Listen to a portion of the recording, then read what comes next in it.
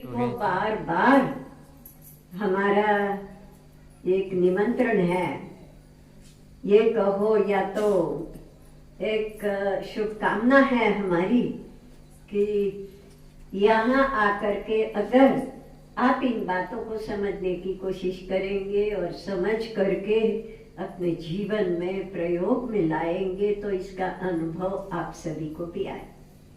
आपने सुना कईयों का अनुभव यहाँ न सिर्फ ईश्वरीय विश्वविद्यालय वाली बहनें, परंतु ये जो दूसरी बहनें आई है, जैसे पल्लवी बहन है, स्वाति बहन है, या मंजूषा बहन है, इन सभी की बातों से भी आपने यही रियलाइज किया होगा, समझा होगा कि आत्म बल के आधार पर ही हमारा विकास हो सकता है या हम सशक्त बन सकते हैं और जीवन में सफलता पा सकते हैं। जीवन में खुशी और प्रसन्नता इसी आधार पर होती है कि जिससे हमारा जीवन खुद भी हम ये महसूस करेंगे कि एक खिला हुआ गुलाब है और उतना ही हम अपनी खुशबू को भी गुलाब के रूप में फैला सकेंगे, जो और आत्माओं के लिए भी वो बहुत मददगार बनेगी या उनकी भी उन्नति का आधार बन जाएगी। तो आप सभी को बार बार का ये निमंत्रण है और ये भी एक बात ध्यान में रखे, जैसे बताया गया कि यहाँ आकर के आपको सफेद वस्त्र पहनना है या आकर के यहाँ बैठ करके कुछ घंटों तक योग करना है व समाधि लेनी है, ऐसी कोई बात है नहीं। भगवान ने सिखाया है कर्म योग, और कर्म योग अर्थात ही अपनी जो भी ड्यूटीज है, अपना जो कर्तव्य है परिवार के प्रति, मित्र संबंधियों के प्रति या अपने दूसरे व्यक्तियों के प्रति व सामाजिक रीति जो भी ड्यूटीज है वो करते हुए हमें कर्म योगी बनना है। कर्म योगी अर्थात कर्म करते हुए भी हमारे अंदर वो सात्विकता का संचार हो और वो सात्विक जीवन हमारा दूसरों की सेवा भी कर लेगा।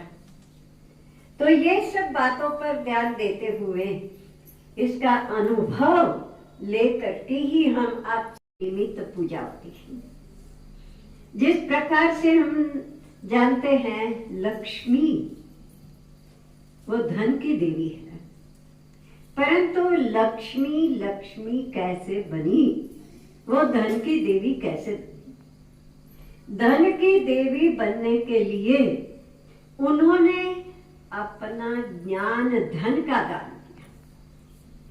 ज्ञान धन सर्वश्रेष्ठ धन है और ज्ञान धन के आधार पर ही ये कहा कि स्थूल मिल्कियत या पैसे का भी आधार वही ज्ञान धन होता है।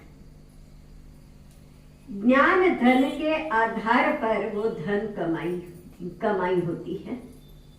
वैसे ही अन्य देवियों के लिए भी हम कहेंगे, दुर्गा देवी दुर्गा कैसे बनी है? दुर्गुणों का नाश करने वाली वो दुर्गा। काली कैसे बनी है? आज पूजनीय रूप उसका क्यों माना जाता है? चाहे देखी थी रीति वो बहुत भयंकर बातों एक रूप जैसे दिखाई पड़ती है, परंतु उसकी पूजा होती है। उसका कारण यही है कि उसमें जो शक्ति है वो कौन सी शक्ति है? काली को किस नाम से जाना जाता है? असुर संहारिणी। उसकी मूर्ति के साथ असुर को भी दिखाया जाता है, और असुर वो दूसरा कोई अस्तित्व नहीं है, असुर अर्थात मनुष्य के अंदर जो दुर्गुण है, उन दुर्गुणों को खत्म करने वाली, उन असुरों का संहार करने वाली वो असुर संहार। संतोषी देवी की विशेषता है सबको संतुष्ट कर। अभी इस प्रकार से अगर हम हर एक देवियों की बातें देखने जाए तो हर देवी की विशेषता के कारण वो पूजी जाती है। और अगर हम भी अपने जीवन में इन गुणों को लाते हैं या अपने जीवन में इन गुणों को इमर्ज करते हैं, जागरूक करते हैं, है हमारे अंदर, ये एक बात जरूर ध्यान में रखनी है महिलाओं ने, ये सारे गुण हमारे अंदर हैं, परंतु उसको जागरूक करना ये विशेष बात होगी।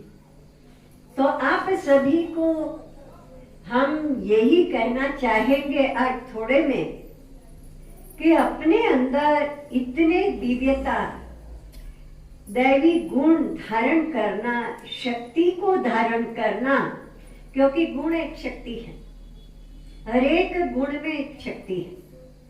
तो गुणों को धारण करना, शक्ति को धारण करना, वो है इस ईश्वरीय विश्वविद्यालय का मुख्य सब्जेक्ट कहो या सार कहो। इस ईश्वरीय विश्वविद्यालय में हमें आत्मिक बल को या तो आत्म बल को जागृत करके सशक्त बनने के लिए बहुत सारी बातें समझाई जाती है अनुभव सहित। और कई कुछ बहनें तो इसमें अनुभवी हैं कि जिन्होंने इन बातों का अनुभव किया है और यहाँ आते रहे हैं, कांटेक्ट में रहे हैं।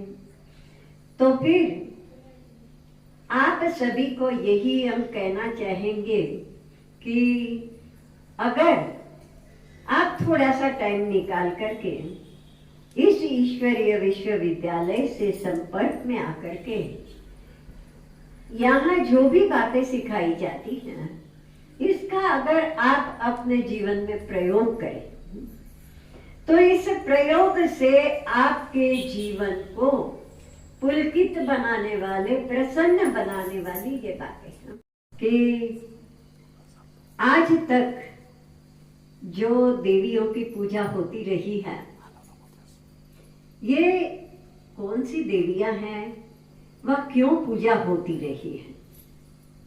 अगर आप थोड़ा सा महीनता से सोच